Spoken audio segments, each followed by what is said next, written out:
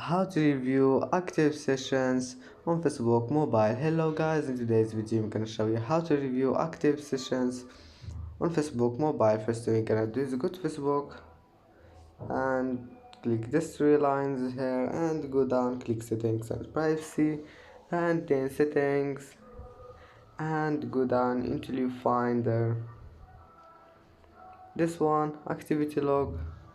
Click on it and then go down again and click this one, look at actions and other activity,